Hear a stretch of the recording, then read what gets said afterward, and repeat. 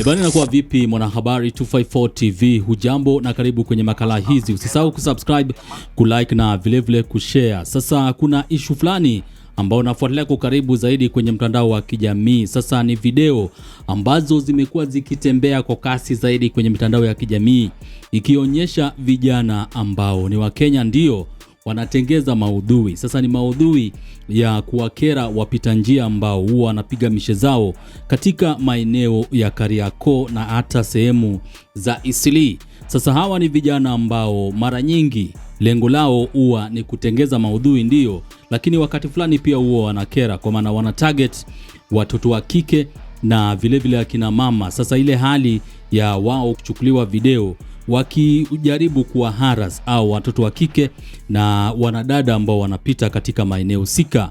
Sasa duru za kuaminika zinasema kuwa maafisa wa polisi katika stesheni ya Pangani wamewatia mbaroni hawa content creator ama watengeza maudhui ambao wamekuwa wakipiga mishe zao katika barabara ya General Waruinge maeneo ya Eastleigh. Sasa kumekuwa na malalamishi kadha wa kadha, watu wakijaribu kujiuliza maswali kibao. Wanajiuliza inakuaje ile hali ya vijana hawa kuwa harass ama kuwakebei watoto wetu ama watoto wa kike na vile akina mama. Sasa hao ni vijana ambao ukiwaangalia vizuri kitovu cha asili yao ni jamii ya Kisomali. Sasa hawa wanapiga mishe zao katika sehemu husika na wanakuwa recorded ndio kama wana waharas watoto wa kike ambao wanapita katika sehemu husika. Alafu pia ile hali ya kuwa haras wao naye wanacheka, inaonekana kuwa wanapata furaha kutokana na kile ambacho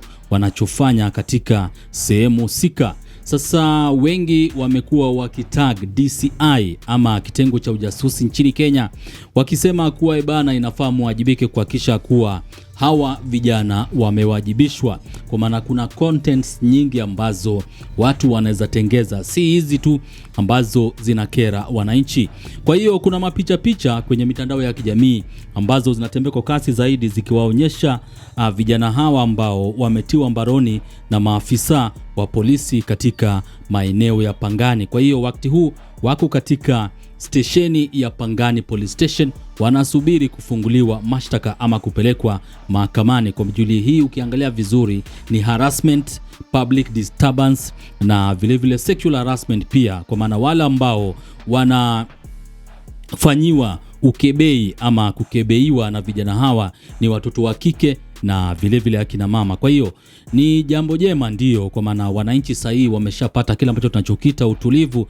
Wananchi ambao wanaishi katika maeneo ya Kariakoo na vile Eastleigh, kwa maana hawa ni vijana ambao wamekuwa notorious zaidi kuwafanyia kebei akina mama na vile watoto wa kike ambao wanapiga mishe zao katika sehemu husika. Kwa hiyo ni habari 254 TV, usisahau kusubscribe, kulike na vile kushare.